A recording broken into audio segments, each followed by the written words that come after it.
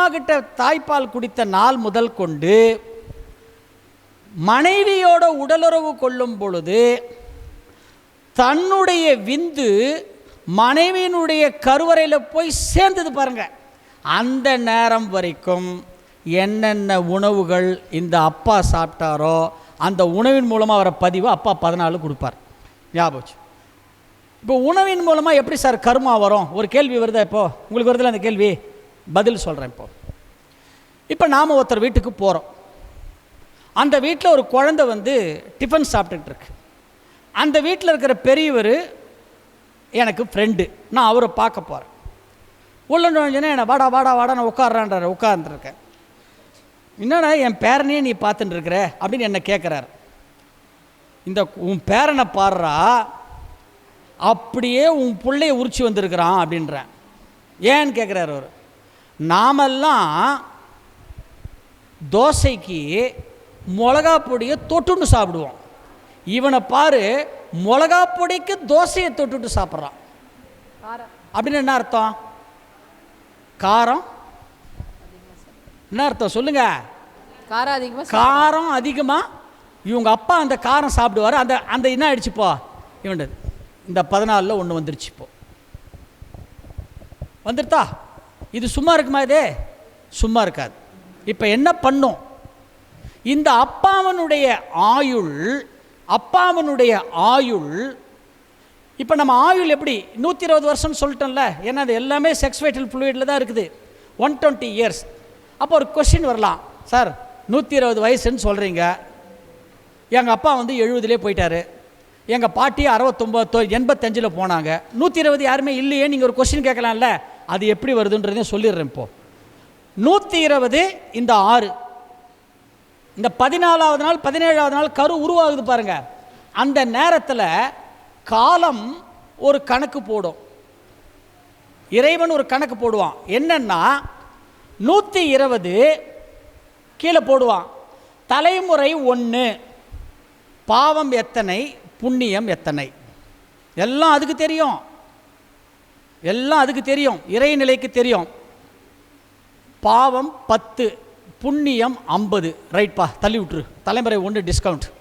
தலைமுறை 2 வா, என்னப்பா பண்ணிருக்கானா? புண்ணியம் 0, புண்ணியம் 0, பாவம் 50. போடி, இவனை தான் பிடி முதல்ல. எடு இவனை. இவன் இந்த கணக்கு எவ்வளோ வருது பாரு. எல்லாம் ஒரு கணக்கு போட்டு பார்த்து 13 வருதுங்க அப்படின்னா 120 - 13 கீழே கழிச்சிட்டே வரும். 120 - 13 என்ன? தலைமுறை 3 வாப்பா. என்னப்பா? 2 ஈக்குவலாக இருக்குதுங்க. பாவமும் 10, புண்ணியமும் 10 இருக்குதுங்க. சரி, ஈக்குவலாக இருக்குதா? அதில் எது பெஸ்ட்டு பாருங்க. புண்ணியம் தான் பெஸ்ட்டாக இருக்குது, விட்டுரு. தலைமுறை 4க்கு வா. என்னப்பா அங்கே என்ன அக்கௌண்ட் பாருப்பா. இப்படி ஒரு தலைமுறையாக கழிக்கும். வந்து கழிச்சிட்டு கடைசியில் என்ன பண்ணோம்? சரிப்பா, எவ்வளோ கழிச்சதில் எவ்வளோப்பா வருது? 30. 120 - 30 உன்னுடைய ஆயுள் 90. இப்படி தான் ஃபிக்ஸ் ஆகும். இதைத்தான் ஜோதிடர்கள் போடுறாங்க பாருங்க ஜாதகத்தில். இந்த ஜாதகருடைய தோராயமான ஆயுள் 85, 90 போட்டிருக்காங்களா புஸ்தகத்திலாம்? இதை கணக்கு வச்சு தான் போடுறாங்க அவங்க. நான் அதையும் நம்ம குறைச்சிப்போம். நிறைய செயல்கள் நம்ம செயல். அதை தான் சொல்ல வரேன் அடுத்தது. இப்போ நான் யாரை பார்க்க போனனோ, யாரு? இந்த மிளகாப்பொடி ஃபேமிலி. அந்த ஃபேமிலியை பார்க்க போனேன் இல்லையா? அந்த ஃபேமிலியில் நான் யாரை பார்க்க போனேன்? ஃப்ரெண்டை பார்த்தேன். அவருடைய பையன் தானே அவங்க அந்த குழந்தை. அவருக்கு 120 - 30 19 வச்சுக்கோங்க ஆயுள். அவர் அந்த 90 ஒழுங்காக காப்பாற்றணுமா வேண்டாமா? காப்பாற்றலை. ஏன்? பரபரப்பான வாழ்க்கை. நம்ம வாழ்க்கை எப்படி இருக்குது? பரபரப்பாக இருக்குதா? பரபரப்பு இல்லைன்னா கூட நாம் என்ன பண்ணுறோம்? பரபரப்பாக ஆயிக்கிறோம். என்னன்னா டெய்லி பரபரப்பாக இருந்து பழக்கமாயிடுச்சு. டெய்லி கோவப்பட்டு பழக்கமாயிடுச்சு. நீ கோவமே வரல, ஏதாவது ஒரு விஷயத்தில் என்ன இது பண்ணி விட, இப்படி நம்ம பண்ணுறோமே. அப்போ பரபரப்பான வாழ்க்கை, வேகமான வாழ்க்கை, மனதிற்கு அழுத்தத்தை தரக்கூடிய வாழ்க்கையை நாம் வாழ்ந்துட்டு இருக்கிறோம். நல்லா ஞாபகம் வச்சு. இந்த 3 நான் என்ன பண்ணுறேன்? என் 90 நான் என்ன பண்ணிட்டேன்? இப்போ நானே குறைச்சிக்கிட்டேன். இறைவன் கொடுத்த 90 நான் என்ன பண்ணிட்டேன்? 70 ஆக்கிட்டேன். இப்போ இன்னும் எத்தனை வருஷம் கர்மா ஆகுறது இருக்குது? அவருக்கு இறைவன் கொடுத்தது 90. ஆனால் அவர் என்ன பண்ணிட்டாரு, அவர் கர்மாலேயே அவர் வந்து குறைச்சிக்க போகிறாரு, குறைச்சிட்டு தெரியும் எல்லாமே. அப்போ என்ன ஆகும், இவன் வந்து 90, இவன் கர்மால இவனே அதை குறைச்சிப்பான். இவனுக்கு 81வது வயசில் தான் வயிற்றில் வந்து ஒரு சாப்பிட்டதுக்கு மொத்தமாக சேர்த்து வச்சு வயிற்றில் பெருசாக ஒரு அல்சர் ஒன்று, பெரிய கட்டி ஒன்று வரணும். ஆனால் அதை இவன் அனுபவிக்க மாட்டான். அதே காரம் அங்கே மாறினதுனால அந்த இவனுக்கு 81வது வயசில் இவனுக்கு வர வேண்டிய அந்த அல்சர் கட்டி இந்த பேரனுக்கு மாறிடும். புரிஞ்சுதா? ரைட்.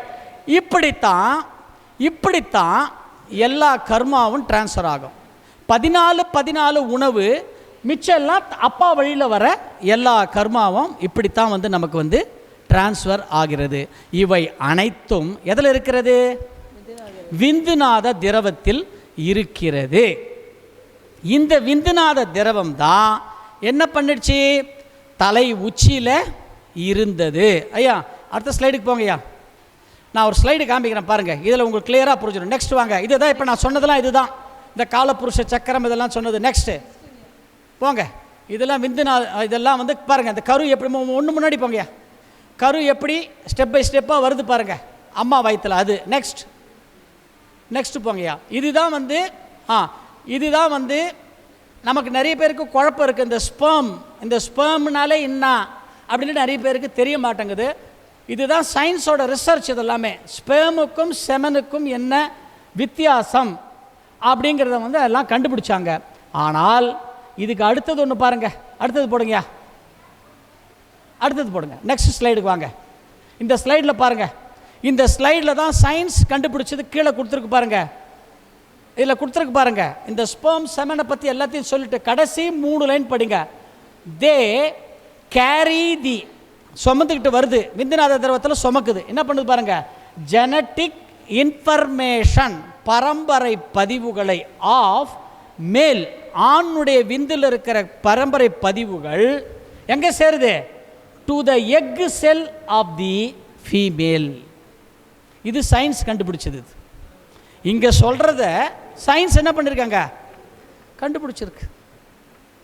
அப்போது இந்த விந்துநாத திரவத்தில் நெக்ஸ்ட் போங்கய்யா, அத்தனை பதிவுகளும் இருக்கிறது. இதை தான் நம்ம இப்போ சொன்னது, இந்த காலப்புருஷ சக்கரம் எப்படி இது டிரான்ஸ்ஃபர் ஆகுது, எந்தெந்த நேரத்தில் எப்படி இருக்குன்றதை நாம் இதை மத்தியானம் பார்க்கலாம். நெக்ஸ்ட்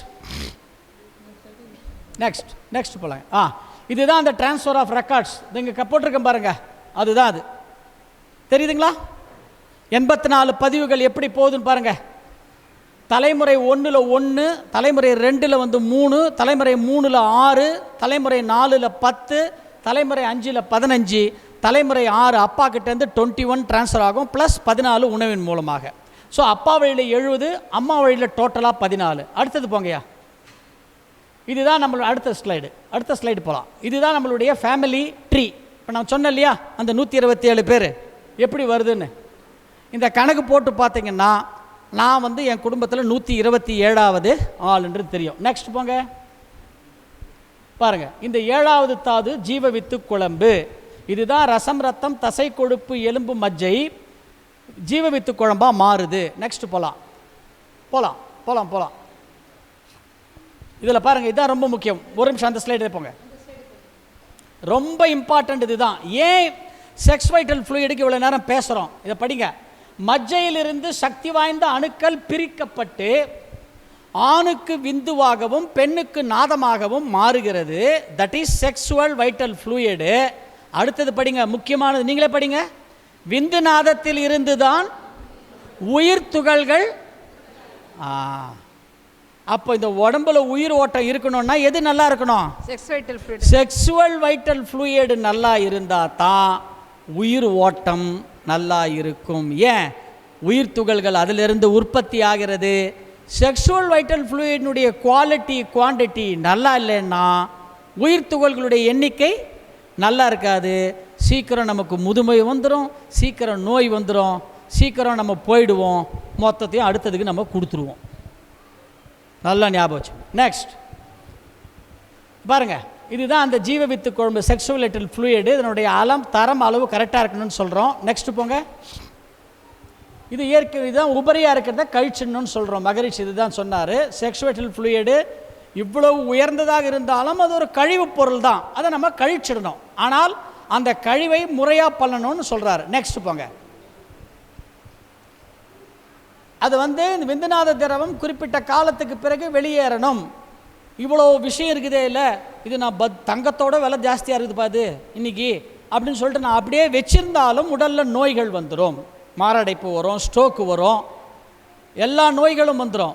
விந்துநாத திரவத்தை உபயோகப்படுத்தாமல் அப்படியே வச்சுருந்தீங்கன்னா அது என்ன பண்ணும், உள்ளுக்குள்ள நரம்புகளுக்கு உள்ளே ரத்த ஓட்டம் போகிற இடத்துல காற்றை உள்ள தள்ளிடும். காற்றை உள்ள புளிச்சிட எப்படி ஒரு சாப்பாடு புளிக்குதோ, நீங்கள் அப்படியே செக்ஷுவல் வச்சுக்காமல் இருந்தால் என்ன ஆகணும்? நிறைய பேர் நான் ஆன்மீகத்தில் ஈடுபடுறேன் அதனால் தாம்பத்தியம் வச்சுக்கிறது இல்லை அப்படின்லாம் சொல்லுவாங்க. இல்லை கோவம், ஏதோ ஒரு சண்டை, ஒரு 2 பேருக்குள்ளே கஷ்டமாக இருக்குன்னா தாம்பத்தியம் வச்சுக்க மாட்டாங்க.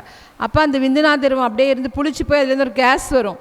அந்த கேஸ் நரம்புக்குள்ளே போச்சுன்னா ஸ்ட்ரோக் வரும். அதுதான் ஸ்ட்ரோக். நல்லா ஞாபகம் வச்சுங்க. அது மகரிஷி கொடுத்த பாட்டு, என்னென்ன நோய் வரும். இங்கே பாருங்க, பாருங்க, இதுதான் 7வது. இது நல்லா கிளியராக புரிஞ்சுங்க. 7வது தாதுவான ஜீவ வித்து குழம்பு வித்து மையத்தில் விந்து அணுக்களை சூழ்ந்தும் சார்ந்த சுரப்பிகளிலிருந்தும் இருப்பு கட்டும். அங்கே பாருங்க, இந்த பக்கம் இருக்கிறது ஸ்பெர்ம். பெண்களுக்கு கருமுட்டை, இது பெண்களுக்கு கருமுட்டைன்னு சொல்றோம். ஓவம். நல்லா ஞாபகம் வச்சுங்க. நெக்ஸ்ட் போலயா. தாயிடமிருந்து, இது நல்லா பாருங்க, தாயிடமிருந்து எப்போ ஒரு தாய், எப்போ ஒரு பெண் கர்ப்பம் அடைகிறாரோ, தாயிடமிருந்து சுத்த சத்து தொப்புள் கொடி மூலமாக அந்த வளரும் சிசுவிற்கு அது பிறக்கும் வரை அந்த குழந்தைக்கு அம்மா தான் தொப்புள் கொடி மூலமாக டிரான்ஸ்ஃபர் பண்ணுறாங்க. பாருங்கள் எங்கே ஃபைல் டிரான்ஸ்ஃபர் நடக்குது பாருங்கள். அப்புறம் பாருங்கள், அந்த சுத்த சத்தானது அந்த குழந்தையினுடைய மூளையினில் அடிப்பாகத்தில் இருப்பாக கட்டப்படுகிறது. ரெப்டிலின் பிரெயின் நம்ம ஆரம்பிச்சோம்ல, அங்கே தான் இருப்பாக கட்டும். அது கீழே பாருங்கள், அது என்ன பண்ணும், அங்கே இருந்துக்கிட்டு அந்த குழந்தையினுடைய உடல் வளர்ச்சிக்கு இதுதான் ஆரம்பம். நெக்ஸ்ட், சுத்த சத்து மூளையின் அடிப்பாகத்தில் உற்பத்தியாகி உடம்பு செல்களில் அது அப்படியே ஸ்டாக்காக இருக்கும், இருப்பாக இருக்கும். இது பருவங்களில் அது என்ன பண்ணணும்னா, சுத்த சத்து சின்ன குழந்தையாக இருக்கிறத நம்மளை ஸ்டெப் பை ஸ்டெப்பாக இந்த உடம்பை கன்ஸ்ட்ரக்ஷன் பண்ணுறதுக்கு இந்த சுத்த சத்து என்ன பண்ணும் கேட்டிங்கன்னா, குழந்தைய ஒரு வளர்ச்சிக்கு எடுத்துகிட்டு போகும். குழந்தை மற்றும் பால பருவங்களில் இந்த குழந்தையினுடைய, நம்ம குழந்தைக்கு உடம்புக்குள்ளே இருக்கிற செக்ஸ் வைட்டல் ஃப்ளூயிடு எப்படி இருக்கும், ஸ்லீப்பிங் மோடில் இருக்கும், உறக்க நிலையில் இருக்கும், காமத்தை தூண்டாது. நல்லா ஞாபகம் வச்சுங்க, 14 வயசு வரைக்கும் காமத்தை அது தூண்டாது, ஸ்லீப்பிங் மோடில் இருக்கும். இறைவன் எப்படி வச்சிருக்கிறான் பாருங்க ஒன்றும். நெக்ஸ்ட், உடல் முழுவதும் வளர்ச்சி அடைந்த பின் 14 வயசு ஆயிடுச்சுப்பா, அதுக்கு தெரியும் சுத்த சத்து மூளையிலிருந்து வித்து மையத்திற்கு மாற்றப்படுகிறது, கீழே வந்துடும். எப்போ அது கீழே வருதோ விந்து அணுக்கள் அப்போ என்ன ஆகிடும், அது வரைக்கும் உறக்கத்தில் இருந்த விந்து அணு இப்போ என்ன ஆகிடும்ப்போ, அவேக்கனிங் மூடு, தூக்கத்தில் எழுந்துடும். அது என்ன பண்ணும், வீரியம் பெறும். வாலிப பருவ தோற்றத்திற்கான புறத் தோற்றங்களும் வயது எய்தியதற்கான தன்மைகளும் பாலுணர்வும் தோன்றும். ஒரு பெண்ணுக்கு என்ன பண்ணுறோம், நம்ம ஏஜ் அட்டன் பண்ணுறான்னு சொல்கிறோம். ஒரு ஆணுக்கு குரல் ஃபஸ்ட்டு எது ஆகும், 14 வயசு வரைக்கும் குழந்த மாதிரி இருக்கும் அவன் குரல். திடீர்னு என்ன பண்ணும், அவங்க அப்பா குரல் மாதிரி பேசுவான். அவங்க அப்பா குரல் மாதிரி எப்போ பேசுகிறானோ என்ன அர்த்தம்ப்பா, அவனும் வயதுக்கு வந்து விட்டான் அப்படின்னு அர்த்தம். அதுக்கப்புறம் அரும்பு மீசை, பிம்பிள்ஸு, இதெல்லாம் அது வரைக்கும் அம்மா கூட அப்பா கூடலாம் ஒன்றா படுத்துட்டுவேன், என்ன தனி ரூமில் விடு, நான் தனியாக தான் படுப்பேன் அப்படின்னுவான். கேர்ள்ஸ் பண்ணுறாங்க மதுரை சைடில், பாய்ஸ்க்கு வேஷ்டி ஃபங்க்ஷன்னு பண்ணுறாங்க. நான் கேள்விப்பட்டு ரொம்ப ஆச்சரியமாக இருந்தது. 2-3 பேர் எங்கள் ஊரில் பண்ணியிருக்காங்கன்னு சொன்னாங்க கிளாஸ்க்கு. சரிங்களா, அப்புறம் பாருங்கள் நெக்ஸ்ட்டுங்கய்யா. இப்போ பாருங்கள் அடுத்தது, இந்த வயதில் எப்போ பாடி கன்ஸ்ட்ரக்ஷன் பண்ணி அந்த ஸ்லீப்பிங் மோடில் இருந்த செல்கள் அவேக்கனிங் மோடு, உறக்க நிலையிலிருந்து விழிப்பு நிலைக்கு வந்துருச்சோ, இந்த வயதில் இருபாரும் கல்வி கற்கும் நிலையில் உள்ளனர். பாலுணர்வின் தாக்கம் அவர்களிடம் தடுமாற்றத்தை உண்டாக்கும், தடமாற்றத்தையும் உண்டாக்கும். அந்த வயசில் தான். அப்போது என்ன நடக்கலாம்? அப்போது இந்த பருவத்தில் அவர்களுக்கு இந்த வித்து ஆற்றலுடைய முக்கியத்துவத்தை உணர்த்தும். எது? அவ்வளோதான். இது நமக்கு மட்டும் இல்லை, யாருக்கு முக்கியமா? ஆமாம். ஏன்? இவங்க தான் அடுத்த தலைமுறையை சுமக்க போகிறவங்க. இவங்க தான் அதுக்கு அடுத்த தலைமுறைக்கு இந்த ரெப்டிலின் பிரெயின் மூலமா இன்ஃபர்மேஷனை கடத்த போகிறவங்களும் அவங்க தான். நெக்ஸ்ட்டுங்கய்யா. அதனால தான் இந்த காயகல்ப பயிற்சியில் தான் இந்த ஃபைல் டிரான்ஸ்ஃபர் நடக்கிறது. அப்போ நடக்கும் பொழுதே என்ன வந்துருச்சு? உனக்கு என்னென்ன வரணுமோ அந்த 84 ரெக்கார்டில் அத்தனை என்ன ஆயிடுச்சு? உனக்குள்ள ஸ்டோர் ஆயிடுச்சு. அப்போ எனக்கு வந்ததை நான் என்ன பண்ணணும்? 84 மட்டும் இல்லை, பிறக்கும் போது உருவாகும் போது 84. அதுக்கு முன்னாடி வச்சுங்க, ஒரு 0 2 0 நம்ம போட்டு வச்சிருக்கோம், நமக்கு தெரியாது. நாம பிறக்கும் போது எவ்வளோ சேர்த்து வச்சிருக்கோம் தெரியாது. இப்போ உங்க மனசாட்சி கேட்டு பாருங்க, 84க்கு பக்கத்தில் ஒரு சைஃபர் போடணுமா, 2 சைஃபர் போடணுமா? நமக்கு எவ்வளோ போட்டு வச்சிருக்கோன்னு தெரியாது. ஏன்னா நாம் அவ்வளோ சம்பாரிச்சு வச்சிருக்கிறோம், அவ்வளோ சம்பாரிச்சிருக்கிறோம். நம்ம புரியுதா? அவ்வளோ சம்பாரிச்சு வச்சிருக்கிறோம். ஞாபகம் வச்சுங்க. எனவே இந்த ஆல்ரெடி நம்முடைய ஃப்ளூயிடிலிருந்து இப்போ நம்ம ஃப்ளூயிடில் ஆல்ரெடி ஸ்டோர் ஆயிடுச்சு. அப்பா அம்மா நமக்கு கொடுத்துட்டாங்க, நாங்கள் எங்கள் மகனுக்கு கொடுத்துட்டோம். இப்போ ஆல்ரெடி ஆயிடுச்சு, எல்லாமே ப்ராசஸ் முடிஞ்சு போச்சு. அப்போது அவரவர்களுக்கு உள்ளே இருக்கின்ற பதிவுகளை அவரவர்கள்தான் அனுபவிக்க வேண்டும். அப்படி அனுபவிக்கலைன்னா என்ன ஆகும் அப்படின்னு ஒரு கொஸ்டின் வருதா? அங்கே என்ன நடக்கும் அப்படின்னு கேட்டிங்கன்னா, இப்போது நமக்கே உடம்பு சரியில்லை, ஹாஸ்பிட்டலில் கூட்டு போய் அட்மிட் பண்ணுறாங்க, மயக்கம் போட்டு விழுந்துட்டோம். டாக்டர் எல்லா செக்கும் பண்ணுறார். பார்த்துட்டு இப்போதைக்கு ஒன்றும் பிரச்சனை இல்லைங்க, ஆனால் எங்களுக்கு ஒரு சந்தேகமாக இருக்குது, உங்களுக்கு ஒரு நோய் இருக்குமோன்னு சந்தேகமாக இருக்குது. இப்போ பிளட் டெஸ்ட்டு நாங்கள் இது கொடுத்துருக்குறோம். இந்த பிளட் டெஸ்ட் வரத்துக்கு 1 வாரம் ஆகும். என்ன, 1 வாரம் கழிச்சு வாங்க, இந்த மாத்திரை எடுத்துக்கங்க. 1 வாரம் கழிச்சு இன்னொரு பிளட் டெஸ்ட் எடுப்போம், அதுலேருந்து 1 வாரம் கழிச்சு வாங்க, அப்போ தான் உங்களுக்கு அதுவான்னு சொல்ல முடியும் அப்படின்வாங்க. எதுவான்னா நீங்கள் போயிட்டு வாங்க அப்படின்றாங்க. இப்படி நமக்கு சொன்னால் என்ன பண்ணுவோம்? நம்ம சொல்லுங்கள், என்ன பண்ணுவோம்? நமக்கு இப்படி ஒரு சூழ்நிலை வந்துருச்சு, என்ன பண்ணுவோம்? நம்ம வீட்டுக்கு வந்தோன்னே என்ன பண்ணுவோம்? ஃபஸ்ட்டு என்ன பண்ணுவோம்? என்னங்க, இன்சூரன்ஸ் ரெனியூ பண்ணிட்டோமான்னு பார்ப்பீங்க.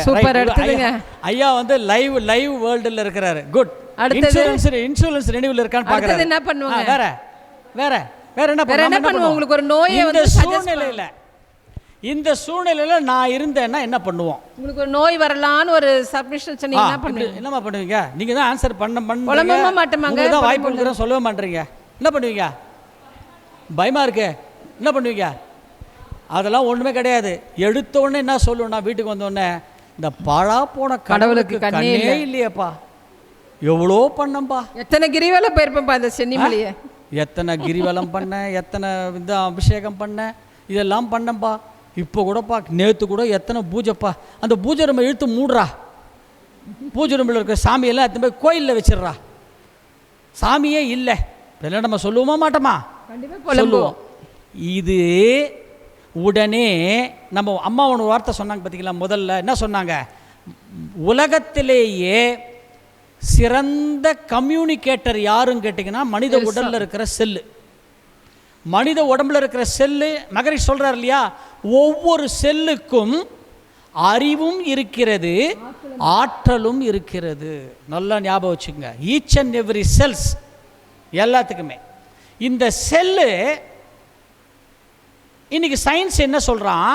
இன்றைக்கி சயின்ஸ் கண்டுபிடிக்கிறாங்க, 10 மணிக்கு நல்லா இருக்கான்ப்பா, 10:05க்கு மயக்கம் போட்டு விழறான், 10:30 மணிக்கு ஹாஸ்பிட்டல் அட்மிட் பண்ணுறாங்க, 10:45க்கு ஒரு டிசீஸ்ன்னு சொல்கிறாங்க. 10 மணி வரைக்கும் அவன் நல்லா தானே இருந்தார். 10 மணி வரைக்கும் நல்லா இருந்த செல்லு 10:05 மாறுது. இப்படி மாற சொல்லி இந்த செல்லுக்கு யார் இன்ஃபர்மேஷன் கொடுக்குறாங்க? இதுதான் சயின்ஸ் இன்றைக்கி ரிசர்ச் பண்ணுறது தான் சயின்ஸ். இன்றைக்கி சயின்ஸ் அங்கே வந்து நிற்குது. இந்த செல்லுக்கு எங்கேருந்தோ சிக்னல் வருது. இன்றைக்கி சயின்ஸ் அப்படி தான் சொல்கிறாங்க. இந்த செல்லுக்கு எங்கேருந்தோ ஒரு சிக்னல் வருது. அந்த சிக்னல் வந்தோடனே இந்த செல் என்ன பண்ணுது? தன்னைத்தானே மாற்றி ரியாக்ட் பண்ணிடுது.